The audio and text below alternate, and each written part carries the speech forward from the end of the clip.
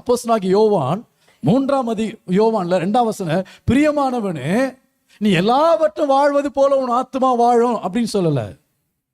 என்ன சொல்றாரு? உன் ஆத்துமா வாழ்வது போல நீ எல்லாவற்றும் பண்ணுவ, வாழுவ. முதல்ல எங்க எதை கொண்டு வந்து நிறுத்துறாரு? ஆத்துமாவை, உள்ளான மனிதனை.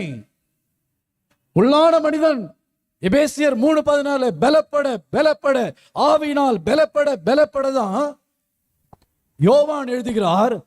அப்பொழுது உன் உள்ளான மனிதன், பிரியமானவனே, உன் ஆத்துமா வாழ்வது போலதான் நீ எல்லாவற்றும் வாழ்ந்து சுகமா இருக்க முடியும். ஆனா நம்முடைய எண்ணங்கள் எங்க தெரியும் போது, எல்லாவற்றும் முதல் வரட்டும், அதுக்கப்புறம் என் ஆத்துமாவுக்கு நான் என்ன பண்றேன்? முதலிடம் கொடுக்கிறேன்.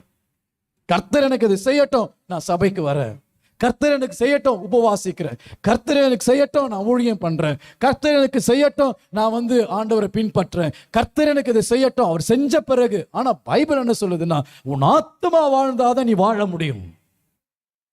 ஒரு தேவ பிள்ளை ஆத்துமா எந்த அளவுக்கு வாழுது அப்படின்னா, இந்த ஆத்துமாவை நாம் அங்கதான் கவனம் செலுத்திக்கணும். நம்முடைய போக்கஸை டைவர்ட் பண்றதுலே பிசாசு குறியா இருக்கிறான். அவன் வெளிப்புறமாக டைவர்ட் பண்ண வைக்கிறான். வெளிப்புறமான காரியத்திலே கவனம் செலுத்த வைக்கிறான்.